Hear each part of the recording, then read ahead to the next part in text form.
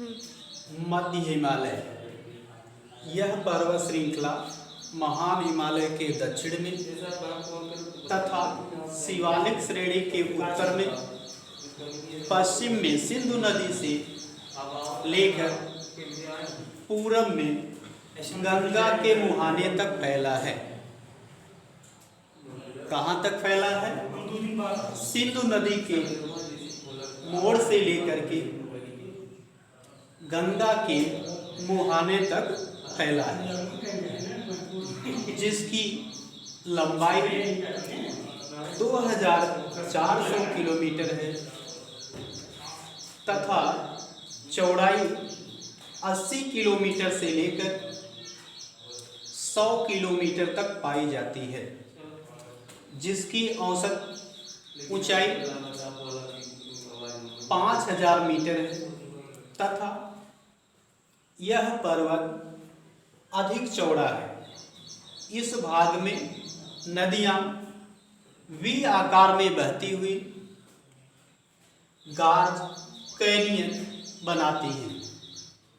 इस भाग के प्रसिद्ध स्थल जैसे शिमला, मंसूरी, नैनीताल, केदारनाथ, बद्रीनाथ इत्यादि स्थित हैं। यह हिमालय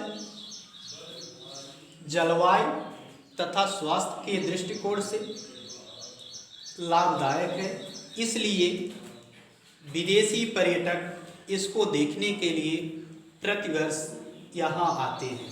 जैसे लक्ष्मण झूला, राम झूला इत्यादि। इसको भारत का स्वर्ग के नाम से भी जाना जाता है।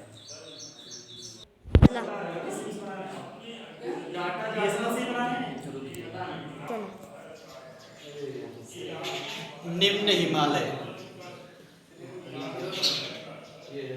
निम्न हिमालय, इस हिमालय को बाह्य हिमालय भी कहते हैं। इस हिमालय को क्या कहते हैं? बाह्य हिमालय भी कहते हैं। इसे एक अन्य नाम से भी जाना जाता है, जिसे शिवालिक श्रेणी भी कहते हैं, जो पश्चिम में सिंधु नदी से लेकर ब्रह्मपुत्र के डेल्टा तक फैला है। कहाँ तक फैला है? सिंधु नदी से लेकर के ब्रह्मपुत्र अर्थात गंगा और ब्रह्मपुत्र के डेल्टा तक फैला है, जिसकी लंबाई 2414 किलोमीटर है तथा इसकी चौड़ाई 50 किलोमीटर से लेकर के 80 किलोमीटर तक है, जो जगह जगह बदलती है। इसको दो भागों में बांटा गया है, अर्थात इस निम्न हिमालय को कितने भागों में बांटा गया है? 2 भागों में बांटा गया है। कौन कौन से? भावर का प्रदेश, तराई का प्रदेश। कौन? भावर का प्रदेश और तराई का प्रदेश। भावर का प्रदेश किसे कहते हैं? जब जल कंकड़ पत्थर के नीचे से होकर गुजरता है। कहाँ से गुजरता है?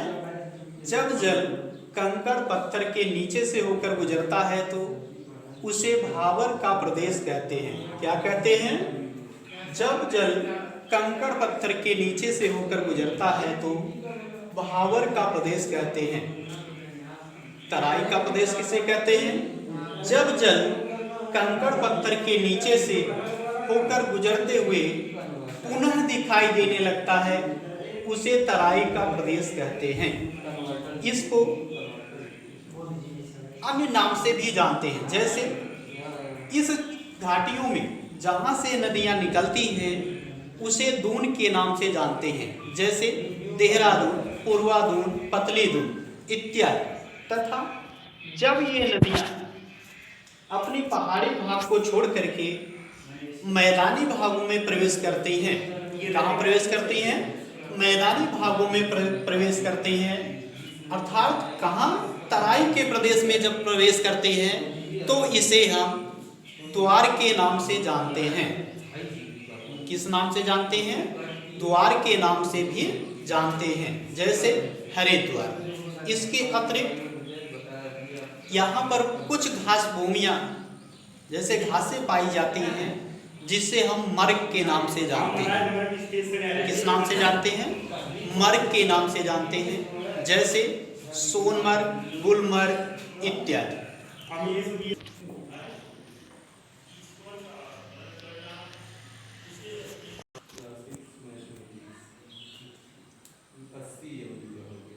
कश्मीर हिमालय, इसका विस्तार सिंधु से लेकर सतलज नदी तक 560 किलोमीटर तक फैला है। कहाँ तक फैला है? सिंधु नदी से लेकर सतलज नदी तक कितने किलोमीटर फैला है? 560 किलोमीटर तक फैला है। इसमें जास्कर श्रेणी, लद्दाख श्रेणी, काराकोरम, पीर पंजाल, धौलागिरी पर्वत स्थित है। क्या क्या स्थित है? जास्कर, लद्दाख, काराकोरम, पीर पंजाल, धौलागिरी इत्यादि।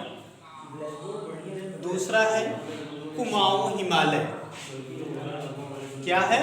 कुमाऊं हिमालय।